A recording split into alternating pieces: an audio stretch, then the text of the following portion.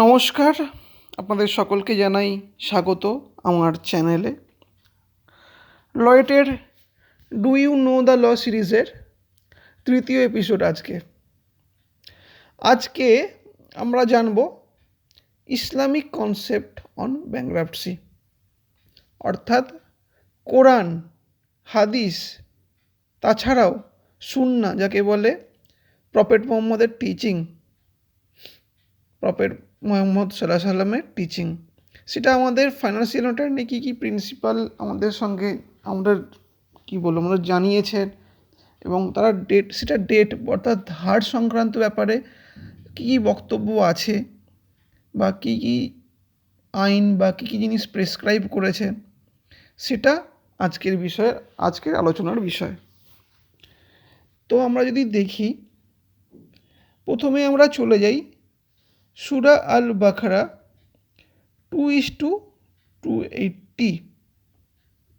সেটা বলছে, if a person is in difficulties let there be respite until a time of ease, and if you give freely, means if you forgive the debt voluntarily, and if you give freely it would be better for you if only you know.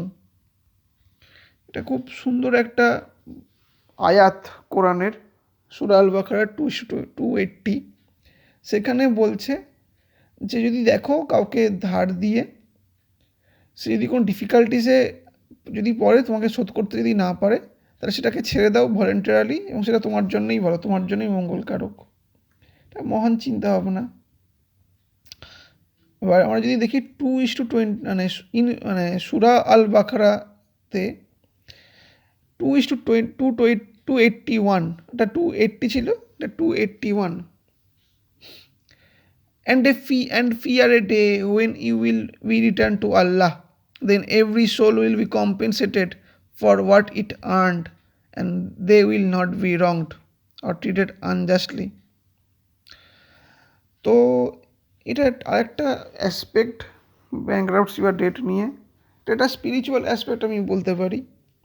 এখানে ধার, সুদ, এসবের কথা, এবং এটা এই শ্লোকটা এটা spiritual দিক আছে। তো এবার একটা জিনিস যেটা বলবার সেটা হচ্ছে ইফলাস, আমি ঠিকঠাক উচ্চারণ করতে পারছি কিনা এই না আরবিক ওয়ার্ড, ইফলাস মানে ব্যাঙ্করাপ্টসি। এটা কী কভার করছে? It mainly covers the modern sense of balance sheet insolvency, that is when an entity's assets are less than its liabilities. And second it is covering income statement or cash flow insolvency, that is when an entity has insufficient liquid or monetizable asset to pay its debts as they come due. The Arabic word muflis means a bankrupt entity, whether male or female or business enterprise.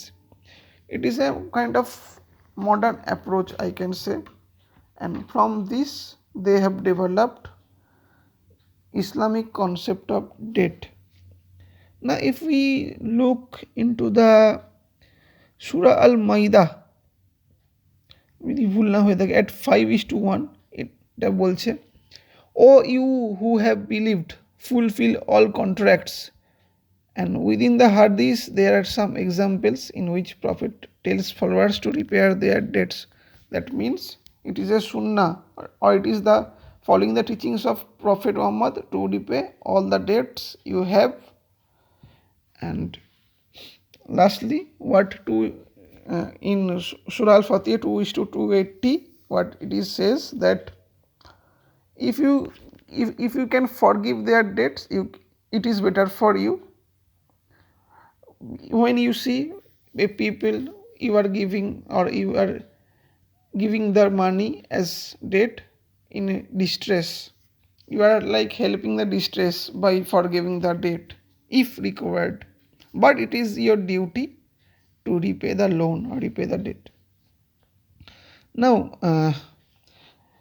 Jason Kilborn says, in an oft cited narration from Abu Hurairah, the Prophet defends a creditor who had harshly and rudely demanded a camel that Muhammad owed him.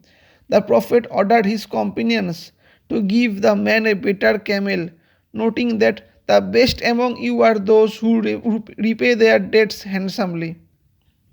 In fact, if we look into other hadiths that make it clear that having death after death will not be forgiven.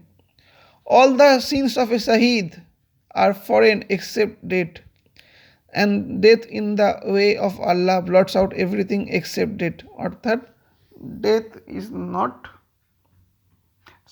that means having a debt and you are not repaying it before death, it is not at all accepted as moral. It is your duty to repay what you have borrowed. And from the high moral value placed on debt repayment, it would seem that a country using Islam as its base or as a legal influence would have tough laws concerning debt and repayment. And the Quran, another thing I want to say, that is,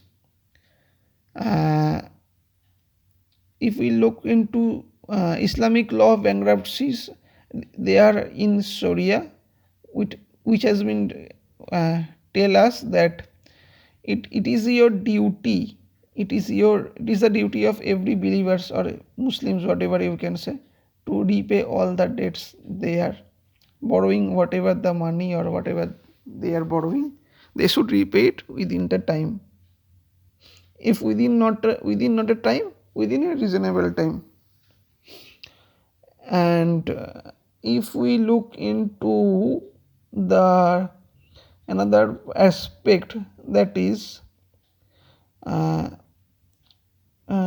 cannot remember that exact verses or that chapter, but I can say that is, "O you who believe, you shall fulfill your covenants," and this means that creditors should be patient with repayment. And if the debtor has a hardship, then it is best for the creditor to forgive the debt. And another hadith that tell of how a man who did nothing else right forgave the debts of those who owed him or allowed them time to repay was still able to enter heaven. So this aspect is Islam tells you about repayment. It is all about mercy, it is about helping others, it is about spirituality, but it is also about having a tough treatment. Tough treatment means if we do not borrow, if we do not repay what we have borrowed, then there will be a financial instability. So it is your duty. But if you can forgive them, it is better for you, it is better for everyone. And being tolerant about the debt repayment is just as highly valued as repayment in Islam. So we can understand that the classical Islamic law treats debt and bankruptcy with seriousness, but there is a measure of mercy to the law. And I will say another thing. I have learned from my friends, from a teacher, that it all starts with in the name of Allah, the beneficent, the merciful. And the merciful teaches us to have mercy on every creature He created. It is the duty of every Islamic follower to be merciful, to be kind, to help each other, irrespective of their religion, caste, creed, whatever else. If you are following Islam, then you are following Sunnah. And if you are following Sunnah, then you should help, you should be merciful. And that's all for the today's episode. আজকে এই আপাতত এখানেই শেষ। আমি চেষ্টা করেছি, I have tried to tell you about the Islamic concept of bankruptcy, pardon me. I have tried to tell you the Islamic concept of bankruptcy by telling those verses, or sorry, that is ayat, which is written in Quran, or those hadiths, and the of sunnah, the teachings of Prophet Muhammad Sallallahu, and I have tried to explain everything I could, and I have tried my level best to explain this in a simpler way so that anyone can understand. So thank you very much for listening, and thank you very much, and keep supporting, keep listening. Let's learn together. Thank you.